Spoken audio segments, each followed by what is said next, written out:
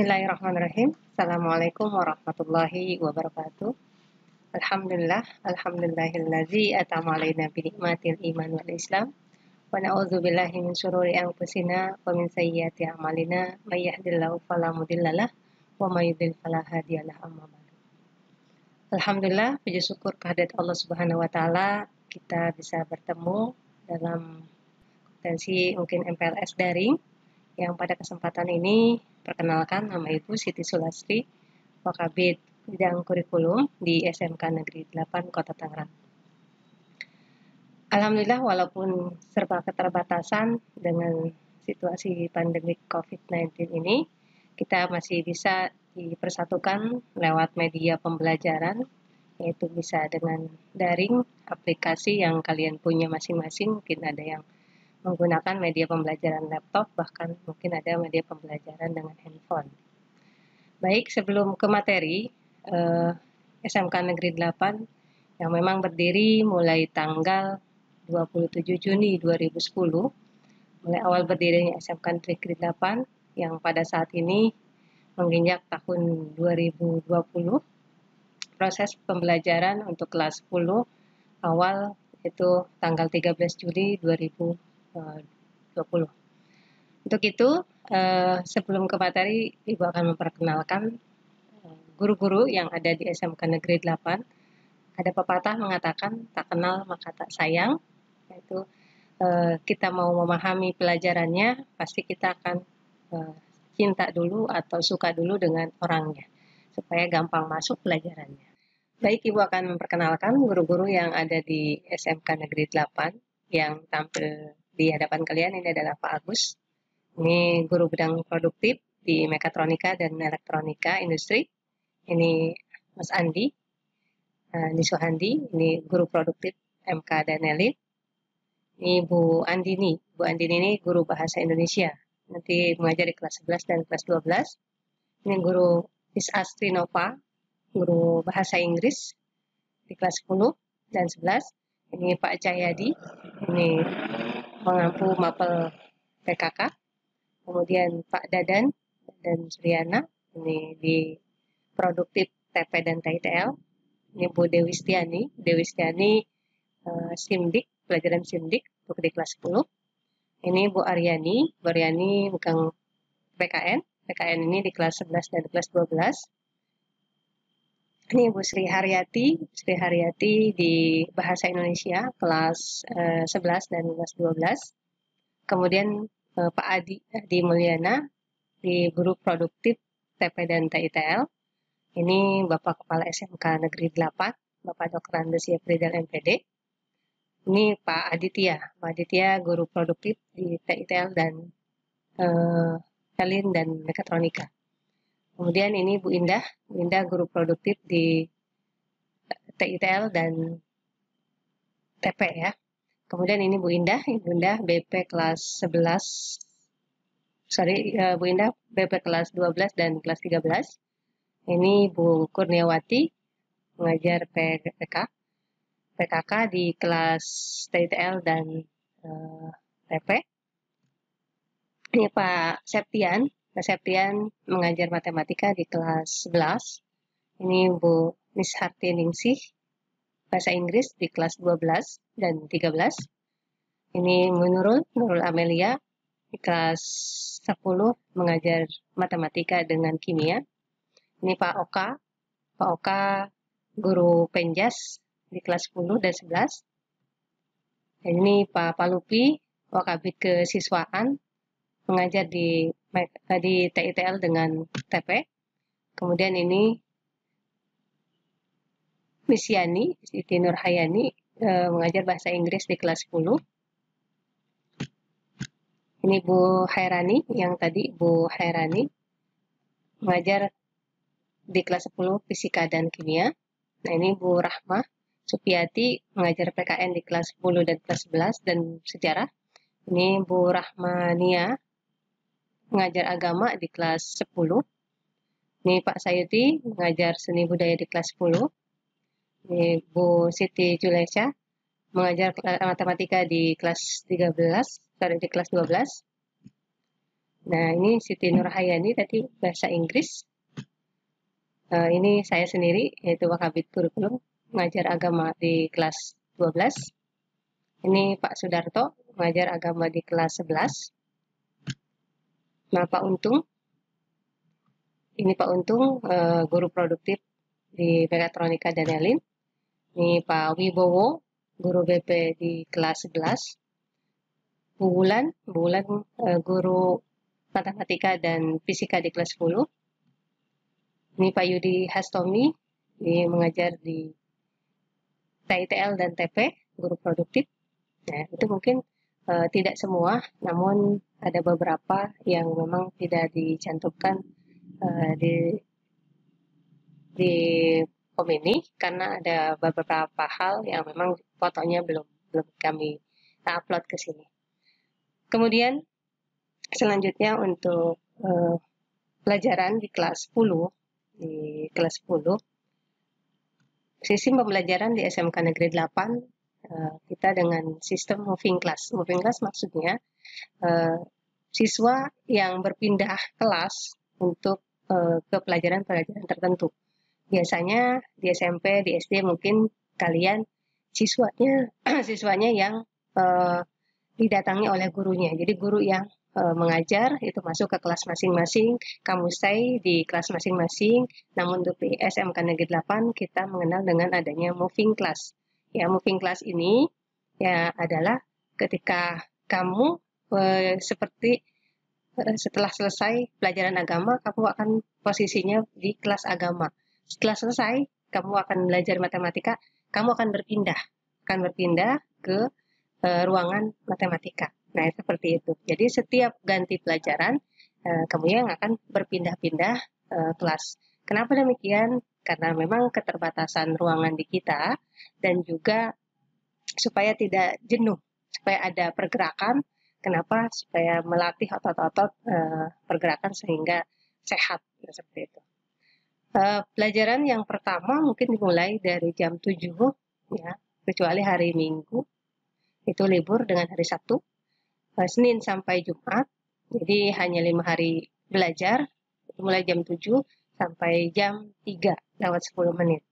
Nah, untuk yang hari Senin dan hari Jumat itu jam setengah 7, yaitu 6.30 masuk untuk mengikuti pelajaran itu kedisiplinan, yaitu upacara bendera di hari Senin dan pengajian di hari Jumat. Kadang-kadang di hari Jumat pun ada olahraga, yaitu dan diselingi dengan olahraga bersama. Seminggu sekali atau bisa jadi sebulan sekali. Ya, nanti mungkin ada jadwal tersendiri untuk itu. Oke, untuk pelajarannya seperti ini. Untuk kelas TP, 10 TP1.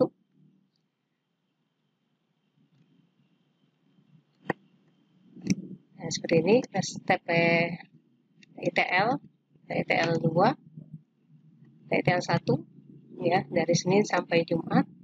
Ada Gamtek, TP, Penjas, PAI, dan sebagainya. Ini juga pelajaran di 10 TITL 2, ya. Kemudian 10 MK1, 10 MK2, ya. Ada 2 jam waktu istirahat, ada 2 istirahat, yaitu jam 9.30 sampai 9.45, itu istirahat pertama. Istirahat kedua jam 11.45 sampai 12.30. Untuk kenapa panjang di istirahat kedua? Karena untuk digunakan sholat berjamaah di musola. Karena kita punya musola tersendiri, untuk sholat berjamaah nanti per kelas itu dibagi setiap harinya.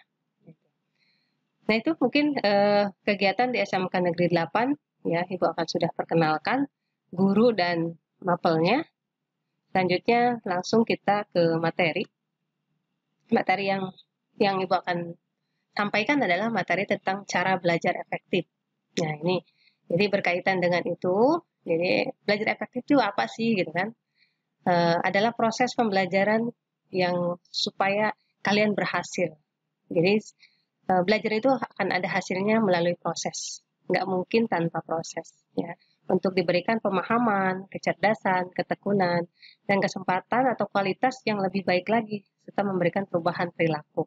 Jadi yang namanya pendidikan itu bukan hanya knowledge-nya, bukan hanya kalian punya ilmunya, tapi perilaku juga bisa istilahnya dibenahi dengan pendidikan. Nah, ini bagaimana caranya ya, supaya menjadi sumber daya manusia yang unggul. Nah, itu. Ada pepatah mengatakan, nah ini menjada wajada. Siapa yang bersungguh-sungguh pasti dia akan berhasil, pasti dia akan dapat. Itu menjadi moto hidup Ibu sebetulnya. Nah, mudah-mudahan kalian semua juga menjadi moto untuk diri kalian sendiri. Kalian harus belajar, harus bisa, dan kalian harus bisa bersungguh-sungguh supaya berhasil di kemudian hari. Nah, supaya belajar efektif itu seperti apa? Mungkin ada tips-tipsnya, belajar yang baik dan benar. Yang pertama adalah belajar berkelompok. Carilah kelompok-kelompok kecil yang kalian bisa mengikuti pelajaran, yang bisa bertanya satu sama lain berinteraksi. Dengan misalnya ada teman yang pintar, boleh didekati, kemudian kaliannya bisa belajar di rumah atau di sekolah secara berkelompok. Ya. Kemudian rajin membuat catatan ketika pelajaran sudah dimulai, intisari-intisari pelajaran dicatat. Ya, di buku tulis mungkin atau catatan-catatan kecil. Kemudian membuat perencanaan yang baik. Jadi perencanaan yang baik itu malam harinya.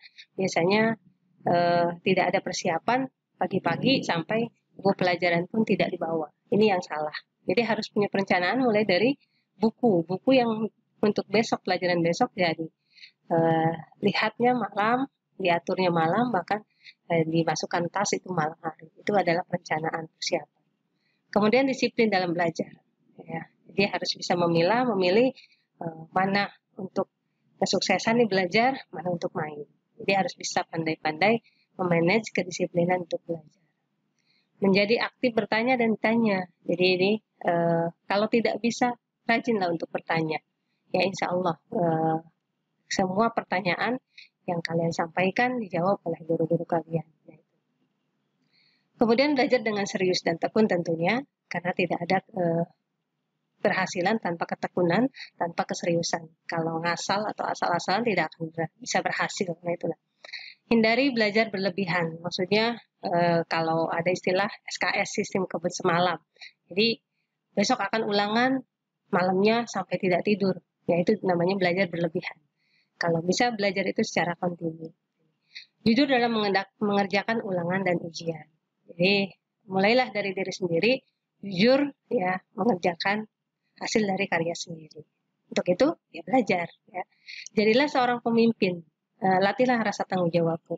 Jadi ada istilah agama mengatakan ibda binafsi. Mulai dari diri sendiri. Kulukum ro'in wa kulukum mas'ulin an ro'yati. Setiap individu adalah pemimpin. Maka pemimpin itu akan ditanya tentang kepemimpinannya. Jadi, jadilah kita pemimpin, ya minimal pemimpin untuk diri kita sendiri. Kemudian mendengarkan penjelasan guru dengan baik. Nah, jangan ya supaya caranya gimana, ya kalian yang punya trik sendiri. Mungkin kalau ngantuk, ya bisa dengan cuci muka seperti itu. Ya kalau misalnya gurunya ngebetain, ya mungkin supaya bete nggak bete gimana caranya. Nah, kalian punya sendiri trik-triknya. Jangan malu bertanya, tadi yang sudah saya ungkapkan, kerjakan PR, ya karena akan menumpuk-numpuk tugas itu juga tidak akan baik, akan mengakibatkan pekerjaan itu terbengkalai. Ya. Selalu mengulang pelajaran yang sudah diajarkan tentunya, ya mereview lagi, karena yang namanya pemikiran manusia pasti akan ada lupanya, ya. Namanya manusia pasti akan ada lupa. Gitu. Cukup istirahat, makan, dan bermain. Jadi tadi itu disiplin belajar, disiplin istirahat, disiplin makan. Jadi ada waktu-waktu tertentu untuk istirahat, untuk makan, dan untuk bermain tentunya. Tidak kita melulu belajar atau melulu makan ya istirahat atau tidur terus, tidak ya. Tapi kita juga harus memanage ya waktu untuk bermain pun harus ada tentunya. Karena proses untuk refleksi tubuh kita supaya lebih rileks. Banyak berlatih pelajaran yang kurang disukai. Tentu manusia ada yang suka pelajaran ini, ada yang tidak suka. Coba latih ya pelajaran-pelajaran yang kalian tidak sukai, yang mungkin bisa bantuan teman, cara triknya supaya bisa pelajaran ini seperti apa. Mungkin jangan juga suka menyontek teman. Nah ini Ya, bertanya boleh, tapi menyontek tidak boleh. Nah, ya. Niat dengan sungguh-sungguh. Tadi itu, menjeda, wajada. Kalau kita punya niat, pasti kita berhasil. Lokasi dan situasi yang kondusif tentunya ketika belajar, usahakan kondusif. Ya, tenang. Tergantung kalian, ada yang suka musik mungkin belajarnya, silakan dengan musik. Ya, ada yang suka kesunyian, silakan belajar dengan kesunyian. Itu pada saat di rumah. Tapi ketika di sekolah harus bisa beradaptasi dengan lingkungan. Hindari sikap tidak jujur, tadi menyontek, dan terakhir adalah fokus. Fokus dan fokus. Itu kunci keberhasilan. Ya. Mungkin itu tips-tips yang Ibu sampaikan untuk kali ini.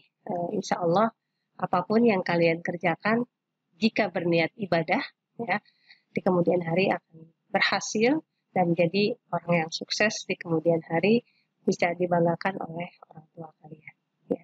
Tambahan, tadi yang Ibu paparkan adalah penjelasan jika belajar di sekolah secara ya tatap muka, namun karena berkait dengan pandemi ini, sepertinya pemerintah merencanakan untuk belajar di rumah at home secara daring, ya.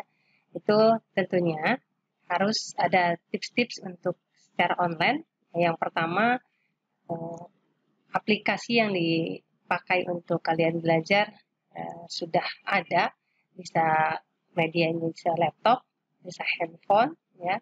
Kemudian jangan lupa kuota, mungkin ini ya kuotanya yang memadai. Kemudian rajin bertanya di grup kelas. Grup kelas itu mungkin nanti ada wali kelas di dalamnya. Itu harus bertanya, ya. Itu juga akan dibentuk grup kelas untuk per mapel. Kita biasanya menggunakan Google Classroom dalam penugasan-penugasan itu. Jangan sampai tugas-tugas yang sudah disampaikan oleh Bapak Ibu guru kalian dikerjakannya tarsok ya, antar besok sehingga numpuk. Nah, ini yang dihindari, yang harus dihindari. Jadi apabila ada tugas langsung kerjakan supaya tidak menumpuk di kemudian harinya.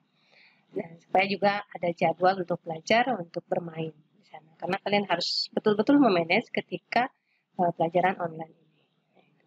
Mungkin itu tipsnya untuk kalian, ya.